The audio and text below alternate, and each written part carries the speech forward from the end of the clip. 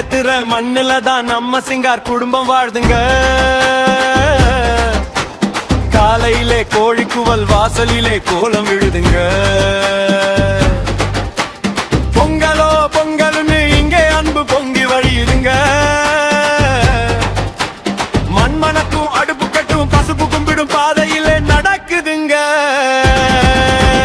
நம்ம வேலுச்சாமி அண்ணன் ஊருக்கே ஒண்ணா நிக்கிறாரு. கண்ணிலே கருணை துளிச்சு கை நீட்டி எல்லாரையும் தங்கறாரு. நம்ம வேலுச்சாமி அண்ணன் ஊருக்கே ஒண்ணா நிக்கிறாரு. கண்ணிலே கருணை துளிச்சு கை நீட்டி எல்லாரையும் தங்கறாரு. நம்ம வேலுச்சாமி அண்ணன் பெயர் சொல்ல மண்ணேக்கும் சிரிக்குது. நம்மோடு வாழ்ந்திருக்கின்ற மனிதனுடைய புரட்சித் தலைவர் எம்ஜிஆருடைய 150வது பிறந்தநாள் விழாவை மிக சிறப்பாக கொண்டாடுகின்ற வகையிலே மிக சிறப்பாக ஏற்பாடு செய்து சிறப்பித்துக் கொண்டிருக்கின்ற கழகத்தினுடைய முன்னோடிகளே மற்றும் வலிந்து சிறப்பித்திருக்கின்ற ஊர் பெரியவர்களே, அன்புக்குரிய இளைஞர்களே, சிறப்பாக விளையாடிய இளைஞர் குழந்தைகளே, அன்புக்குரிய தாய்மார்களே, அன்புக்குரிய இந்த நிகழ்ச்சியிலே என்னோடு இணைந்திருக்கின்ற முன்னாள் சூழ் பேராட்சியுடைய தலைவர் அன்பு தம்பி தங்கராஜ் அவர்களே, காடாமடி ஊராட்சியுடைய முன்னாள் தலைவர் செந்தில் அவர்களே, அன்புக்குரிய முன்னாள் துணைத் தலைவர் ராமசாமி அவர்களே, அன்புக்குரிய நமது துணைத் தலைவர் மகேஷ் அவர்களே, முன்னாள் பால்வளர் சிவசாமி அவர்களே, அன்புக்குரிய ரங்கசாமி அவர்களே, சுப்பிரமணியன் அவர்களே,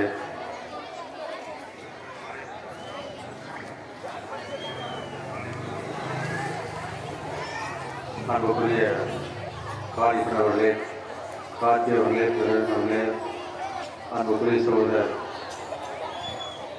சிறப்பாக மக்கள் பணியாற்றிக் கொண்டிருக்கிறார் அப்படி வினோத் அவர்களே, ஒவ்வொருடைய பெயரில் தனபால் அவர்கள் அன்புக்குரிய ஒவ்வொருடைய பெயரில் குறிப்பிட்டதாக காலத்தின் அறிவுரை எல்லோருடைய பெயரில் குறிப்பிட்டதாக பொறுத்துக் கொள்ள வேண்டும் என்று இந்த நிகழ்ச்சியை இவ்வளவு சிறப்பாக நடத்துவதிலே சுரண்டு பணியாற்றிக்கின்ற அன்புக்குரிய முன்னோடிகள் அத்தனை முன்னுடைய முதல்கள் வணக்கத்தை தெரிந்து கொண்டேன். இன்று புரட்சித் தலைவர் எம்ஜிஆருடைய பிறந்தநாள். புரட்சித் தலைவர் எம்ஜிஆரை பொறுத்தவரையில் தன் வாழ்கின்ற காலத்திலே ஒருவேளை உணவுக்கு கூட வழியில்லாமல் அவருடைய தந்தை ஒரு நீதிபதியாக இருந்து திடீரென்று திறனுடைய பிறகு அத்தாயார் அவருடைய குழந்தையை வளர்த்து தடுமாறி கொண்டிருக்கும் பொழுது ஒருவேளை உணவுக்கு வழியில்லாமல் தவிர்த்துக் கொண்டிருந்ததனால்தான் அவர் நாடகத்திலும் அதே போன்று நடிக்க சினிமாவில் நடிப்பதற்காக அந்த நிகழ்ச்சி செல்ல வந்தார்கள். அவர்கள் வருகின்ற பொழுது எந்த ஒரு நடிகருமே குடிப்பழக்கம் புகைப்பழக்கம் இல்லாமல் எவ்வளவு வருமானம் இருந்தாலும் அது போன்ற நிகழ்ச்சியை அதே போன்று கற்பழிப்பு போன்ற எல்லாம் இல்லாத நிகழ்ச்சியை தான் நான் செய்வேன் என்று ஆரம்பத்திலேயே ஒரு தன் மக்களுக்காக நல்வழிப்படுத்திய வகையிலே தன் வாழ்நாளிலே உணவு கஷ்டம் இருந்தாலும் கூட வாழ்நாளிலே அப்படி வாழ்ந்தவர்தான் புரட்சித் தலைவர் எம்ஜிஆர் அவர்கள். புரட்சித் தலைவர் எம்ஜிஆரை பொறுத்தவரையில் அவர் நடிக்கும் பொழுதே ஏழைகளுக்கு ஆட்டோ ஓட்டுநர் மற்றும் உழைப்பாளிகள் தொழிலாளிகளுக்காக அவர் சம்பாதிக்கிற பணத்தை எல்லாம் வண்டியிலே கொடுக்கக்கூடிய ஒரு புடைவர்கள் தான் புரட்சித் தலைவர் எம்ஜிஆர் அவர்கள். அவர் ஆட்சிக்கு முதல்வராக வர வேண்டும் என்பதற்காக மட்டுமல்ல, தான் சம்பாதித்த பணத்தை ஏழை எளியவர்கள் வருங்கால சந்தைக்கு ஏதாவது உதவி செய்ய வேண்டும் என்று ஒரு மனிதாயம் உள்ள ஒரு தலைவராக வழங்கினார். அவர் புரட்சித் தலைவர் பேரறிஞர் அண்ணா அவர்கள் ஆட்சி பொறுப்பிருக்கும் பொழுது அண்ணா அவர்கள் என்னுடைய இதயக்கணி என்று கூறியது மட்டுமல்ல, நீ எனக்கு நிதி கொடுக்க வேண்டாம், உன்னுடைய முகத்தை காட்டினாலே நான் தமிழகத்தில் வெற்றி வருவேன் என்று கூறிய பெருமைக்குரிய என்னுடைய இதயக்கணி என்று கூட்டியவர்தான் புரட்சித் தலைவர் எம்ஜிஆர் அவர்கள். புரட்சித் தலைவர் எம்ஜிஆர் அவர்கள் தன்னுடைய இயக்கத்தில் இருக்கிற பொழுது அன்றைய முதல்வராக இருந்த கருணாநிதி அவர்களை முதலமைச்சராக அவர்தான் காரணமாக இருந்தார். அவரே முதல்வர் கருணாநிதி அவர்களே சட்டமன்றத்தில் என்னை முதல்வராக்குவதற்கு எம்.ஜி. ராமச்சந்திரன் தான் உறுதியாக இருந்து சட்டமன்றத்தில் கூறிய வரலாற்றுடையவர் புரட்சியார். அவருக்கு பிரிவு ஏற்பட்ட பின்னர் அவர் தன் குடும்பத்துக்காகவும் தன் பல மக்களுக்காக செய்யாமல் ஏழையின் சிரிப்பில் இரவடி காண்போம் என்ற பேரை அண்ணாவுடைய கனவை நனவாக்காததால் தான் புரட்சித் தலைவர் எம்.ஜி.ஆர். அவர்கள் 1922 அனைத்து இந்திய அண்ணா திராவிட முன்னேற்ற கழகத்தை உருவாக்கினார்கள். அந்த இயக்கத்தில் உருவாக்கும் பொழுது நானும் இதனுடைய கிளைச்சலாக பேசி முடிக்கும் பொழுது அன்புக்குரிய தங்கராஜ், ரங்கசாமி போன்றவர்கள்லாம், பாலசுப்ரமணியம் போன்றவர்களாம், இங்கு முருகன் போன்றவர்களாம் இங்கு இயக்கத்தில் இருந்தோம். இயக்கத்தில் இருந்தவரை கிட்டத்தட்ட 50 ஆண்டுகளுக்கு மேல் ஆகிய அனைத்து அண்ணா திராவிட முன்னேற்ற கழகம் இது படிப்படியாக ஆள்போல் கலந்த ஒரு இயக்கமாக இருக்கிறது. புரட்சித் தலைவர் ஆளுகின்ற பொழுது 11 ஆண்டு காலம் ஆட்சியிருந்தார்கள். 3 முறை முதலமைச்சராக இருந்தார்கள். அவர்தான் தான் எப்படி வாழ்கின்ற வயதிலே ஏழையாக இருக்கின்ற பொழுது உணவுக்கு வழி இல்லாமல் இருக்கின்ற பொழுது அந்த குழந்தைகள் பள்ளிக்கு செல்லக்கூடிய குழந்தைகள் வயிறார உணவளிக்க வேண்டுவதற்காக கொண்டு வந்த திட்டம் தான் சத்துணவு திட்டம் என்பதை நேரத்தில் நிறைவேற்றி கடவுள்கிறேன். அது உலகம் ஓட்டக்கூடிய திட்டமாக வருகிறது. 11 ஆண்டு காலம் ஆடாத சோறு, அடியாத வீடு, கிழியாத உணை இந்த வேசி சேலை கொடுக்கக்கூடிய திட்டமெல்லாம் புரட்சித் தலைவர் எம்.ஜி.ஆர். கொண்டு வந்த திட்டம். அதே போன்று ஏழை தாழ்த்தப்பட்ட ஒடுக்கப்பட்ட மக்களுக்காக கூட்டு குடியிருப்பு வீடுகள் கட்டி கொண்டு திட்டத்தை கொண்ட புரட்சித் தலைவர் எம்.ஜி.ஆர். அவர்கள் கீழ் தமிழகத்திலே பொறியியல் கல்வி தனியார் பொறியியல் கல்வி உருவாவதற்கு காரணமானவர் 1985 புரட்சித் தலைவர் எம்.ஜி.ஆர். கொண்டு வந்த திட்டம் தான். தமிழ்நாட்டில் இருக்கக்கூடிய படித்த அத்தனை பேருக்கும் மற்ற மாநிலங்களுக்கும் மற்ற நாடுகளுக்கும் சென்று வேலை வாய்ப்பு கொடுக்கக்கூடிய ஒரு மாநிலமாக விளங்குவதற்கு காரணம் புரட்சித் தலைவர் எம்.ஜி.ஆர். அவர்கள் அங்கு தனியார் பொறியியல் கல்வி மருத்துவ கல்வி கொண்டவருடைய விளைவுதான் இன்றைய சில பேர் வேலை வாய்ப்புகளை இருக்கிற வாய்ப்பு கிடைக்கப்பட்டது. அந்த குடும்பங்கள் எல்லாம் தமிழ்நாட்டில் சிறப்பாக இருக்கிறது. அந்த வகையில் புரட்சித் தலைவர் எம்.ஜி.ஆருக்கு பின்னர் அவருடைய மறைவுக்கு பின்னர் புரட்சித் தலைவர் அம்மா அவர்கள் தாலிக்கு தங்கம், தொட்டில் குழந்தை திட்டம், அதே போன்று நிறைய திட்டங்கள் அதே போன்று மிக்சி கிரைண்டர் போன்ற நிறைய திட்டங்களை கொண்டு வந்த மட்டுமல்ல, பெண்கள் பெருமை சேர்க்கக்கூடிய அளவுக்கு ஆணுக்கு எதிராக எதையும் செய்ய முடியும் என்று அரசியலும் சரி ஆட்சியிலும் சரி பெண்களுக்கு உரிமை கொண்டு வந்த புரட்சித் தலைவர் அம்மா அவர்கள் காவலர்களை ஆணுக்கு எதிராக காவலர்கள் கொண்டு வர முடியும் என்பதற்காக காவலர்கள் உருவாக்கிய புரட்சித் தலைவர் அம்மா அவர்கள். அது மட்டுமல்ல, இன்று தமிழகம் ஆளுகின்ற பொழுது அனைத்து இந்திய அண்ணா திராவிட முன்னேற்ற கழக ஆட்சியில் புரட்சித் தலைவர் அம்மாவுடைய ஆட்சியில் ஸ்காட்லாந்துக்கு எதிரான காவல்துறை இருந்தது. இன்று அந்த நிலைமை இல்லை. தமிழ்நாடு இந்தியாவுக்கே வழிகாட்டுகின்ற சட்டம் ஒழுங்குடைய ஆட்சியாக இருந்தது. எங்கு பார்த்தாலும் இன்று பெண்களுக்கு பாதுகாப்பு இல்லை. கொலை கற்பழிப்பு என்பது மட்டுமல்ல, வருங்கால குழந்தைகள் எல்லாம் பள்ளி கழிப்பினால் கஞ்சாவுக்கும் அதே போன்று போதைக்கும் அடிமையாகக்கூடிய இளைஞர்கள் இருக்கக்கூடிய ஒரு நிலைமை, அதை கட்டுப்படுத்த முடியாத அரசாக விலகி கொண்டிருக்கிறது. இந்த நிலைமையெல்லாம் மாறுகின்ற பொழுதுதான் அனைத்து இந்திய அண்ணா திராவிட முன்னேற்ற கழகத்துடைய புரட்சித் தலைவர் அம்மாவுக்கு பின்னர் மாண்புமிகு எடப்பாடியார் அவர்கள் ஒரு சாதாரண நம்மை போன்ற கிராமத்தில் பிறந்து கிளைச்சலராக இருந்து என்னை போல் இருந்து ஒன்றிய செயலாளராகி மாவட்ட செயலாளராகி இன்று நம்மை போன்ற நம்மில் ஒருவராக இருக்கக்கூடிய எடப்பாடியார் அவர்கள் பொதுச் செயலாளருக்கு பின்னர் முதலமைச்சராளருக்கு பின்னர் 4 ஆண்டு காலம் நல்லாட்சி நடத்தினார்கள். இன்று தமிழகத்திலே ஏற்பட்டது மட்டும் இல்லை, இந்தியாவில் உலகளவில் ஏற்பட்ட கொரோனா மிக கொடுமையாக ஆங்காங்கே செத்து மடிந்து கொண்டிருக்கின்ற நிலையும், பக்கத்து வீட்டுக்காரன் இருந்தாலும் கூட நம் வீட்டுக்காரன் இருந்தாலும் கூட பார்க்க முடியாத ஒரு கோரக்குறை நிறைந்த அந்த கொரோனா காலத்திலே இந்தியாவிலேயே மருத்துவ உதவி செய்வதிலே தமிழகம்தான் சிறந்த மாநிலமாக விளங்கியது என்று பாராட்டக்கூடிய அவர்களே மாண்பு எடப்பாடியார் அவர்கள் அன்றைய தினம் மருத்துவ உதவி செய்வது மட்டுமல்ல, 3 மாத காலம் 4 மாத காலம் ரேஷன் கடையிலே இலவசமாக கொடுக்கப்பட்டு ஆங்காங்கே அவர்களுக்கு போதுமான உதவியும் பஞ்ச பட்டி இல்லாமல் அதே போன்று மருத்துவர்கள் இல்லாமல் இங்கே தமிழ்நாட்டில் வாழ்கின்ற மக்களுக்கு ஒரு காரணமாக வழிகாட்டியாக இந்தியாவுக்கே வழிகாட்டுகின்றவர்களே செய்த வரலாற்றுக்குரியதான் மாண்புமிகு எடப்பாடியார் அவர்கள்.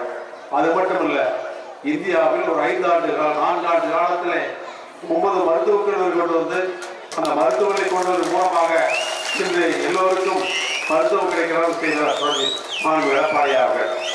பழைய காலத்தில் நாடு சுதந்திரம் அடையும் பொழுது குடிப்பராமரிப்பு திட்டம் என்று குளமுட்டைகளை ஆழப்படுத்தி அதன் மூலமாக நீர் சேகரிக்கக்கூடிய திட்டத்தை சுதந்திரம் அடைந்ததற்கு பின்னர் முதல் முறையாக ஒரு சாதாரண விவசாய குடும்பத்தில் இருந்ததால்தான் மாண்புமிகு எடப்பாடியார் அவர்கள் அதை செய்தார்கள். அது தமிழகத்திலே 100 ஆண்டு காலத்துக்கு பின்னர் குளங்கள் குட்டைகள் தூர்வார்க்கப்பட்டதனுடைய விளைவு நிலத்தடி நீர் அதிகமாகக்கூடிய வாய்ப்பு கிடைக்கப்பட்டது.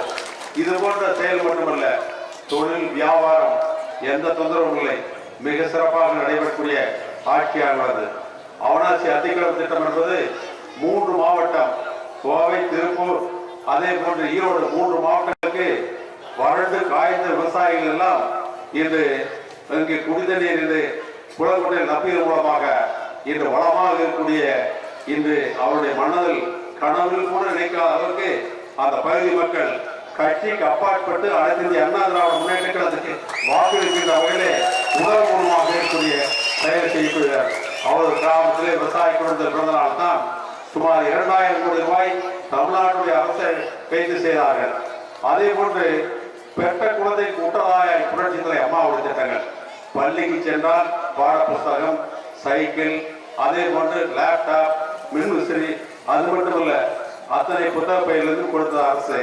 அது மட்டுமல்ல, வளர்ந்த உலகளுக்கு ஏற்ப லேப்டாப் கொடுத்தது.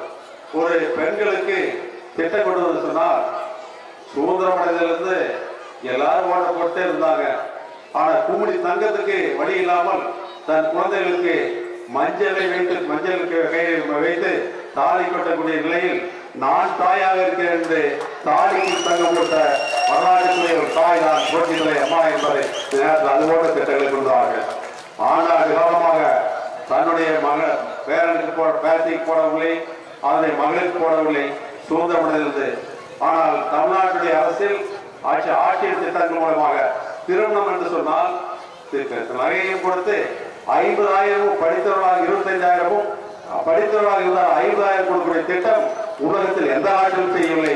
அப்படி பெண்ணுக்கு பெருமை செய்யக்கூடிய ஆட்சியை நடத்திய அந்த திட்டமெல்லாம் இன்று முடக்கப்பட்டு செயலாக இருக்கக்கூடிய ஆட்சியாக இது நடைபெற்றுக் கொண்டிருக்கிறது. நான் அரசியலுக்காக பேசவில்லை.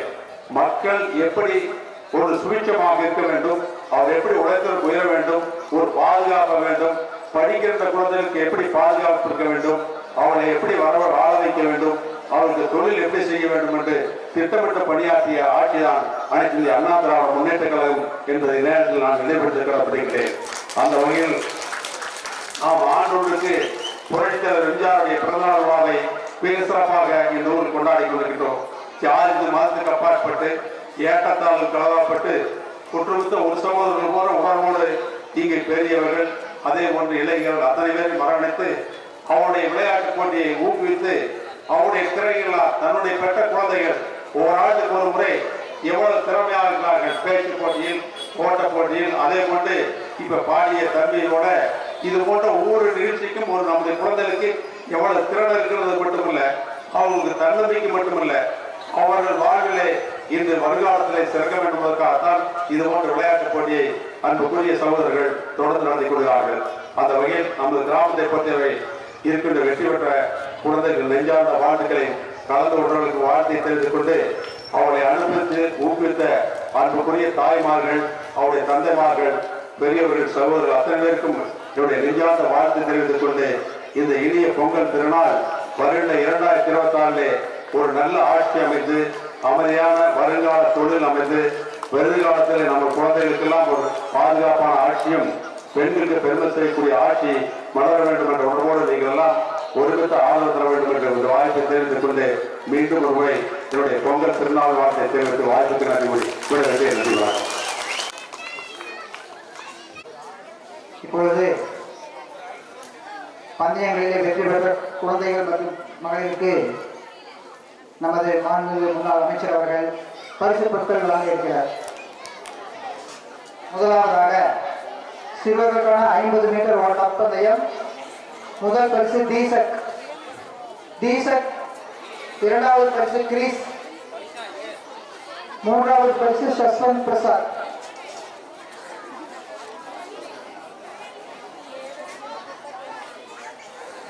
முதல் பரிசு தீஷக். அனைவரும் கைதட்டி வரவேற்பு கேட்டுக்கொள்கிறோம்.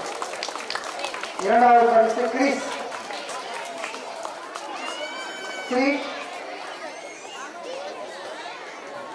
மூன்றாவது சஸ்வந்த் பிரதீப்.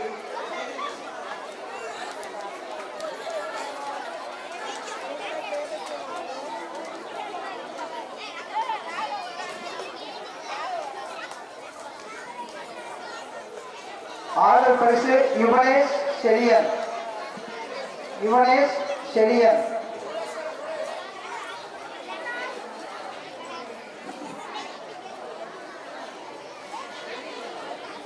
அடுத்ததாக மிகச் சிறுமியருக்கான ஓட்டப்பந்தயம். முதல் பரிசு கபிஸ்கா லோகேஷ்.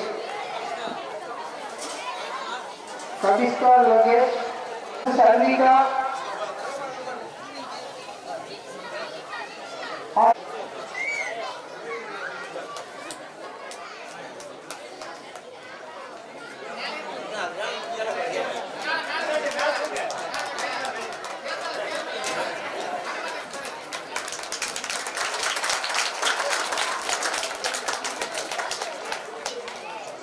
அடுத்ததாக கோவா போட்டியுடைய பரிசுகள் வாங்கியுள்ள முதல்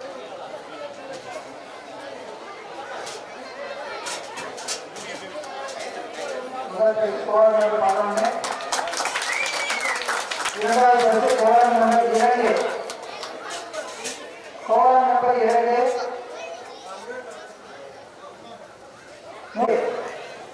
நம்பர் 6,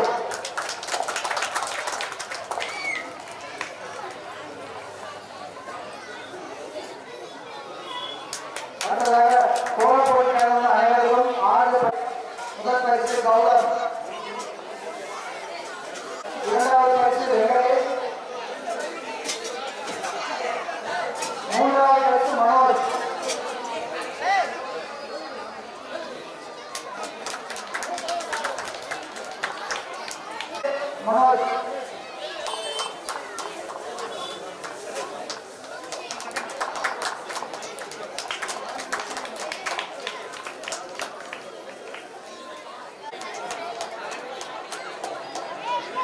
சைக்கிள் ஓடுதல் முதல் பரிசு அருண்.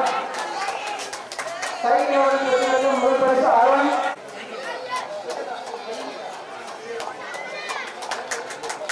ராஜ் இரண்டாவது பரிசு, மூன்றாவது பரிசு அகிலேஷ்.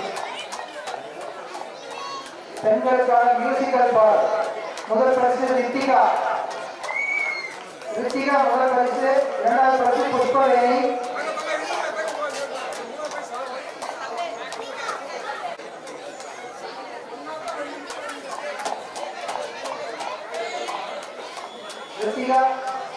சரி